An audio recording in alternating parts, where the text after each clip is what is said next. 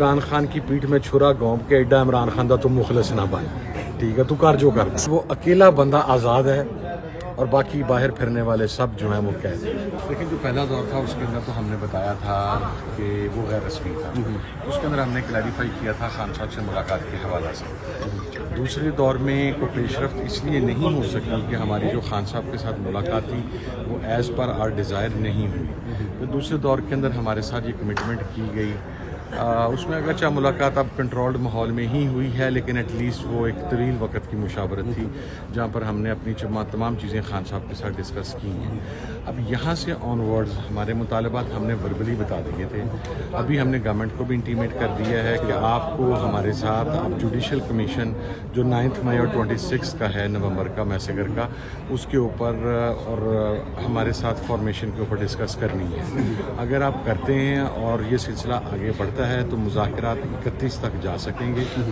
اگر آپ اب جوڈیشل کمیشن کی فارمیشن پہ ایگری نہیں کرتے تو اس کے بعد شاید اگلا دور مذاکرات کا نہیں ہوگا۔ 31 جنوری ڈیڈ لائن ہے سر، اس سے پہلے کچھ پیش رفت ہو سکتی ہے؟ 31 جنوری ڈیڈ لائن ہے دونوں مطالبات کے منظور کیے جانے کی۔ ابھی ہم نے ان سے کہا ہے کہ مذاکرات کے اوپر آپ ایک قدم تو بڑھائیں نا، جوڈیشل کمیشن کی فارمیشن کریں، لیکن اگر تیسری میٹنگ کے بعد بھی جوڈیشل کمیشن کی فارمیشن نہیں ہوتی تو پھر تو ہم 31 تک جانا بھی سمجھتے ہیں کہ اس کا کوئی فائدہ نہیں۔ آپ دونوں مطالبات ریٹن فارم میں دے رہے ہیں سر؟ جی، دونوں مطالبات ریٹن فارم میں۔ سر آپ ایک عرصے سے کیوں نہیں آگے بڑھ رہے؟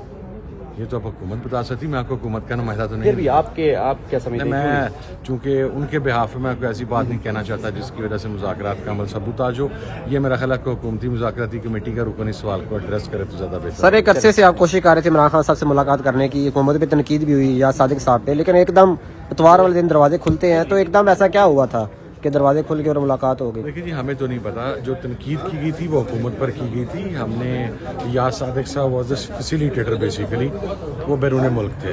حکومت کی کمٹمنٹ سی 2 سے 3 دن میں ملاقات کروا دیں گے، حکومت نہیں کروا سکی، تقریباً 10 دن کا ڈیلے ہوا۔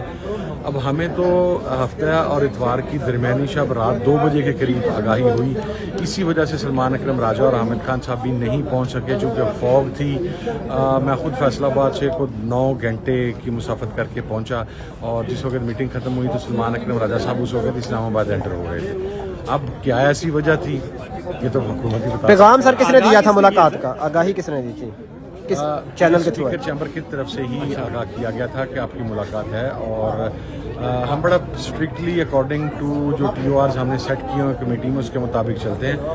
ہماری طرف سے جو بھی گفت و شنید ہے، حکومتی مذاکراتی کمیٹی ہو یا اسپیکر آفس ہو، اس کے ساتھ اسد کیسر صاحب اور اس کمیٹی کے جو سربراہ ہیں leader of the opposition Omar Ayub صاحب ہی کرتے ہیں۔ اچھا سر، یہ پیپلز پارٹی جو ہے وہ کہیں نہ کہیں حکومت سے ناراضگی ان کی شو ہو رہی ہے۔ وہ ابھی انہوں نے کہا کہ سکھر سے کراچی تک جو موٹر وے بنا ہے اس پہ ہمیں 5% ملا ہے، اور آج جو آدھے گھنٹے کا اجلاس ہوا تو اس کے اوپر بھی نبیل گبول صاحب کی میں بات کر رہا ہوں، تو وہ مطلب حکومت سے ناراض ہیں، وہ کہہ رہے ہیں کہ ہمارا اتحاد پتہ نہیں کب ٹوٹ جائے۔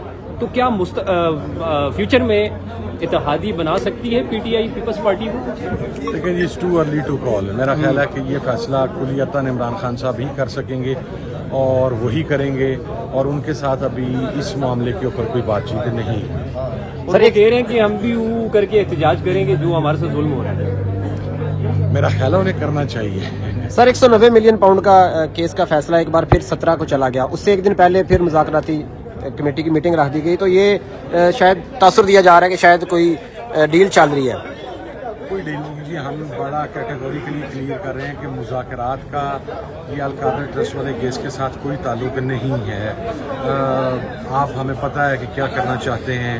اگر اس کیس کے اندر کوئی آپ کے پاس سفیشینٹ مٹیریل ہوتا تو آپ اب تک سزا دے چکے ہوتے، جس طرح آپ نے دیگر بوگس کیسز کے اندر دی۔ لیکن دیکھیں، آپ کو at the end of the day قانون کے آگے یہ چیز پروو کرنی پڑتی ہے کہ جس آدمی کے اوپر آپ الزام لگا رہے ہیں کہ اس نے کرپشن کی ہے، وہ بینیفیشری کہاں پر ہے۔ عمران خان صاحب کے اکاؤنٹ میں کوئی اماؤنٹ ٹرانسفر نہیں ہوئی، وہ القادر سے کوئی پے نہیں لیتے، ان کی فیملی نہیں لیتی، ان کی اہلیہ نہیں لیتی، وہ ٹرانزیکشن ان کے اکاؤنٹ میں نہیں ہوئی۔ اینڈ آخری بات یہ کہ وہ یونیورسٹی کو پرائیویٹ ادارہ نہیں ہے جس کو عمران خان صاحب اون کرتے ہوں، دیٹ از اے ٹرسٹ، اور ٹرسٹ کا جو ہے وہ ٹرسٹ لاز اور تمام چیزیں کلیئر ہیں۔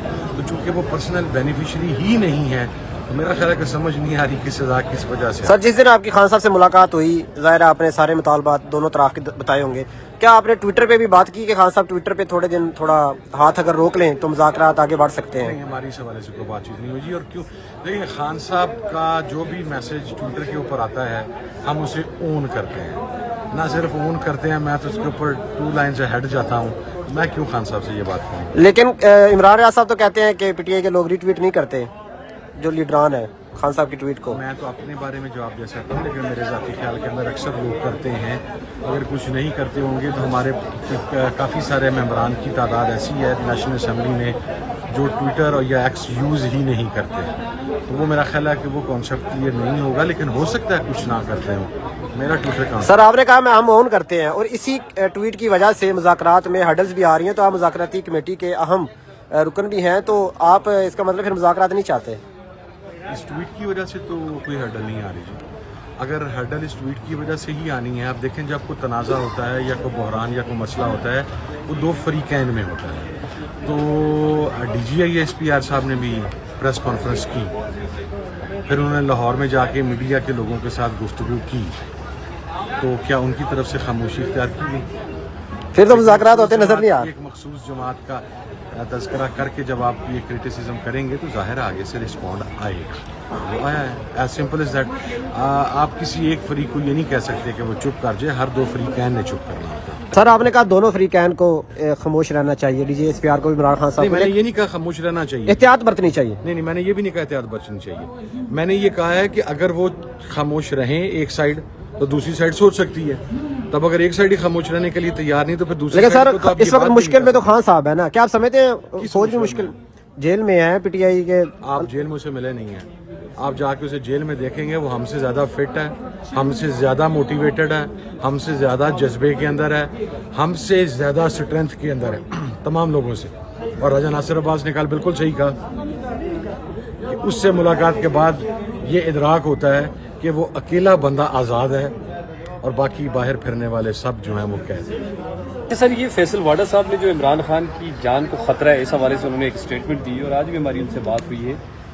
ابھی اس جہاں مذاکرات بھی ہو رہے ہیں وہاں پر اس طرح کی اسٹیٹمنٹ آنا آپ کس طرح دیکھ رہے ہیں؟ اور سیکنڈلی انہوں نے یہ کہا ہے کہ بشرا بی بی اور عمران خان کے قریبی اور ان کے رشتہ داروں سے عمران خان کی جان کو خطرہ ہے, اور انہوں نے ٹیک اوور بھی کر لیا ہے. تو ان کی یہ بات کی سمجھ یہ آپ کس طرح دیکھ رہے ہیں؟ ہوائی باتیں ہیں جناب.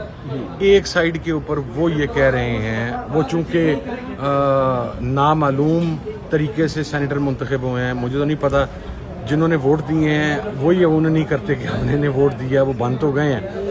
انہوں نے یہ بیان دیا کہ عمران خان صاحب کی جان کو خطرہ ہے. دوسری سائیڈ کے اوپر رانا ثناء اللہ صاحب جو کہ حکومت میں داخلہ کے مشیر بھی ہیں, وہ یہ کہتے ہیں کہ اگر عمران خان صاحب کی جان کو کوئی خطرہ ہے تو آپ عدالت سے رجوع کر لیں. اب آپ دیکھیں نا, یہ 2 کنٹراڈکٹری سٹیٹمنٹس ہیں ان کی.